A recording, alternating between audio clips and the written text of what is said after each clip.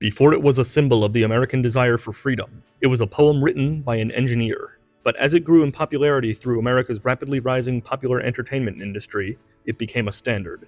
This is the story of Don't Fence Me In.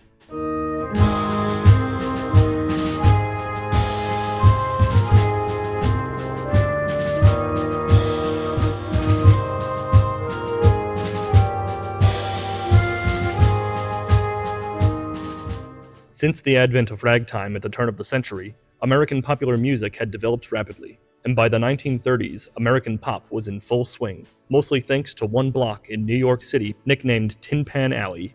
Every building on the block was a music publishing company, where songwriters sat at pianos and wrote commercial songs. On Tin Pan Alley, songwriting was a business, and the sound of pianos could be heard out every window. Journalist and songwriter Monroe H. Rosenfeld described the sound as a cacophony of tin pans clanging, coming up with the famous name for the block. The music of Tin Pan Alley was designed to capture the popular music trends of the day, taking influence from ragtime and the subsequent invention of jazz, theatrical vaudeville, which evolved partly out of minstrelsy, and older traditions of folk, hymns, and patriotic songs. Tin Pan Alley represented most of the important genres of American music that we both inherited and invented, finally establishing the melting pot of American popular music.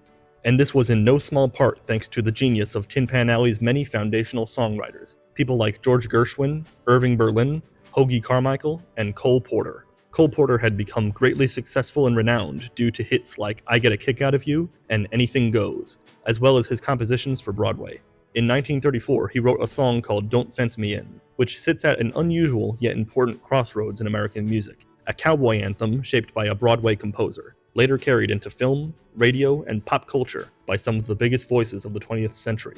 The writing of Don't Fence Me In came from an unexpected source, a poem by Robert Fletcher, an engineer working for the Montana Department of Highways. Fletcher sold the poem to Porter, who reshaped it into a song about wide open landscapes and the desire for freedom from constraint, adapting the ideals of previous songs like Home on the Range. Surprisingly, Porter himself never fully embraced his own song, reportedly considering it one of his weaker works. This can be understood, as it deviated much from his normally witty and urbane style of songwriting. Still, once it entered circulation, it took on a life far beyond his expectations. The song's meaning is simple but powerful. A speaker who rejects confinement and longs for open space. No fences, no limits. Just freedom across the land. That idea resonated strongly with American audiences in the early 20th century, especially as the country was shaped by Great War-era themes of liberty and identity. Its true breakthrough came through the newly established mediums of film and the radio. In this era, for the first time, Americans could see and hear things without actually having them in the room. By going to a theater, they could see amazing acts, grand drama, and incredible tricks just from projection onto the silver screen. Or they could turn on the radio and hear a beautiful singer, a majestic choir, or a danceable rhythm without even having to leave the house. This was also true of the new medium of recorded music. In the prior decades, popular music expanded through the printing of songbooks for use at home on the piano. But now, a record could be brought home and played on a record player, presenting a song through professional performers and composers, rather than a unique approximation when played from a songbook. These new forms of entertainment completely changed the way that songs became popular and connected with people. And this can be seen in the way that Don't Fence Me In achieved popularity.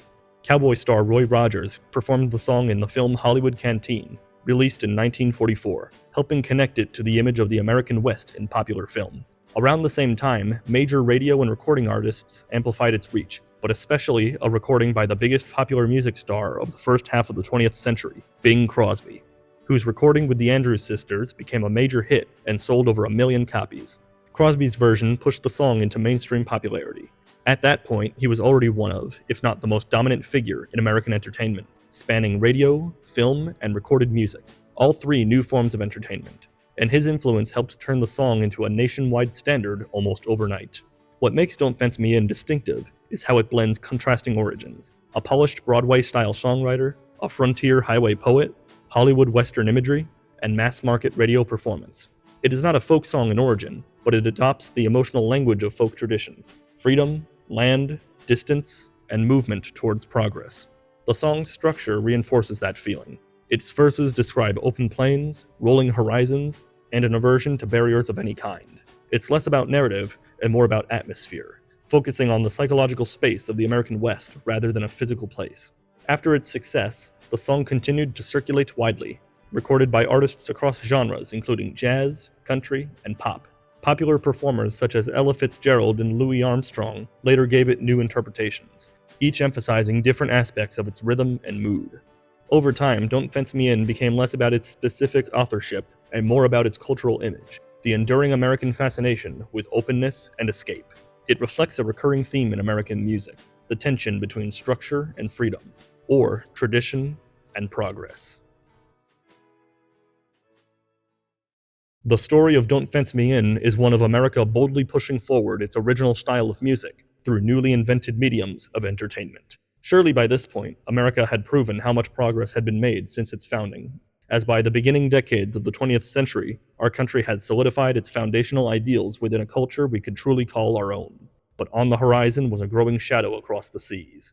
As the United States had grown across the continent, we were not only challenged by the countries across the Atlantic, but also countries across the Pacific. The oncoming catastrophe would truly test our nation's ability to endure as a power in the world. And a new wave of American patriotism would rise to support the war effort, with its most popular new creation being God Bless America. Don't fence me in, let me ride through the wide open country that I love. Don't fence me in, let me be